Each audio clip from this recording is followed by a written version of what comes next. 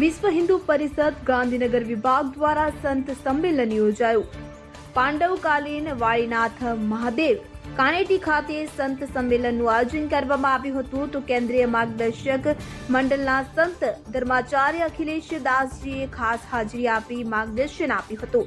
મહામંડલેશ્વર જાનકીદાસજી બાપુ અધ્યક્ષસ્થાને ઉપસ્થિત રહ્યા હતા। તો સંત સંમેલનમાં ધર્માંતરણ, લવ જિહાદ, સામાજિક સમરસતા, કુટુંબ પ્રબોધન વિષય પર ચર્ચા કરવામાં આવી હતી।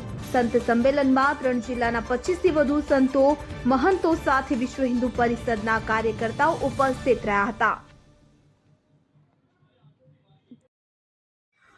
ઉત્તર ગુજરાત પ્રાંતના ગાંધીનગર વિભાગ દ્વારા અત્રે સાણંદ કાણેટી નિધરાજ સ્થિત પાંડવકાલીન વાળીનાથ મહાદેવના સાનિધ્યમાં સંતોનું ચિંતન કાર્યક્રમ યોજવામાં આવ્યો।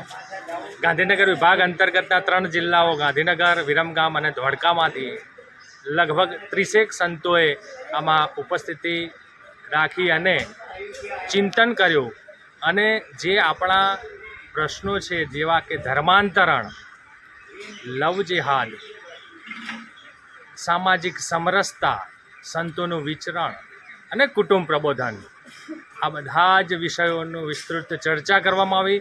બધા જ સંતો દ્વારા પોતાના ભાવ પ્રતિભાવ રજૂ કરવામાં આવ્યા।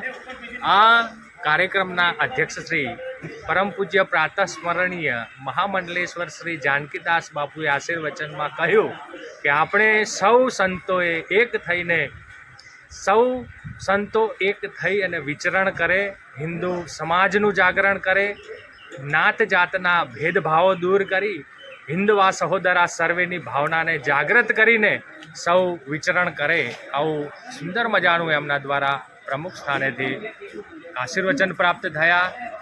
ખૂબ જ સરસ મજાનો કાર્યક્રમ રહ્યો અને સૌ સંતોએ પોતાના મંતવ્યો રજૂ કર્યા અને હિન્દુ સમાજને એક થવાનું આહ્વાન કર્યું।